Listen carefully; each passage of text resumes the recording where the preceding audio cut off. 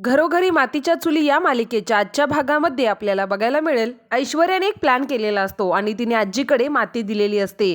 ऐश्वर्याने आजीला सांगितलेलं असतं तुम्ही ही माती गच्चीवर उभं राहून जानकीच्या अंगावर ओतायची आणि त्यामुळे मग त्या मातीच्या पिशव्या घेऊन आजी गच्चीवर उभे असतात तर बाकीचे सगळे खाली असतात। पण नित्याला संशय येतो आणि मग नित्या गच्चीवर जाऊन बघते तर तिथे आजी असतात आणि त्यांच्या हातामध्ये तिला काहीतरी दिसतं। नित्याला संशय आल्याने नित्या तिथंच उभी राहते। तर सुमित्राने सारंगला ऋषिकेशची माफी मागायला सांगितल्यानंतर ऐश्वर्या मुद्दामच सुमित्राचीच माफी मागायचं नाटक करत असते आणि म्हणते हे घर वाचवण्यासाठी आम्ही स्वतःला गहाण ठेवलं पण ते काही त्याचा फायदा झाला नाही, परंतु आईंना खूप मनस्ताप झाला म्हणून आम्ही आईंचीच माफी मागतो, बाकी इतर कोणाची माफी मागायची आम्हाला काहीच गरज नाही। तर जानकी चिडून काहीतरी बोलणार इतक्यात ऋषिकेश जानकीला बोलवून घेतो आणि मग जानकी तिथून बाजूला निघून जाते। तर आजींना असं वाटतं की खाली जानकीच आहे म्हणून त्यांच्या हातातून त्या माती खाली होतात तर ती माती बरोबर ऐश्वर्या आणि सारंगच्याच अंगावर पडते। ऐश्वर्या आणि सारंगच्या अंगावर माती पडल्यानंतर सगळेजण खूप हसायला लागतात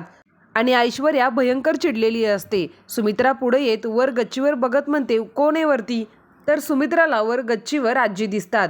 आजी दिसल्यानंतर सुमित्रा म्हणते आई तू वर काय करतेस, खाली ये। त्यावेळेला आजी म्हणते अगं मी वाळवण वाळवायला आले होते। आजी खूप घाबरलेले असतात, त्यांना काय बोलायचं कळत नसतं, आजींची बोबडी वळत असते। नित्या आजीला म्हणते आजी ह्या वयात तरी खोटं बोलू नका। सुमित्राने आई तू वर काय करतेस म्हटल्यावरती आजी म्हणत असते अगं मी मातीमध्ये कुंडी घालायला आली होते। आजींना काय बोलायचं ते सुचत नसतं आणि मग आजी पुढे म्हणतात जानकी सॉरी हा। तेव्हा जानकी हसत म्हणते अहो आजी मला काही नाही झालं, मी सेफ आहे, मी इकडे आहे कडेला, जरा एकदा तुमच्या गुंडीकडे बघा। मग आजी जानकीला म्हणतात तू सेफ आहेस तर मग ही कोण आहे काळुंद्री? आणि मग आजी ऐश्वर्याकडे बघतात तर मग त्यांच्या लक्षात येतं की आपण टाकलेली माती तर सगळी ऐश्वर्याच्या अंगावर पडले आणि आता माझं काही खरं नाही म्हणून आजी खूपच घाबरतात। तर सगळ्यांना इतकं हसताना बघून ऐश्वर्या मात्र खूप चिडलेली असते। तर जानकी मग ऐश्वर्याला टोमणा मारत म्हणते बघितलंस ना, चांगलं पेरलं तर फुलं येतात आणि वाईट पेरलं तर माती। आणि मग ऐश्वर्या तिथून खूप रागाने निघून जाते।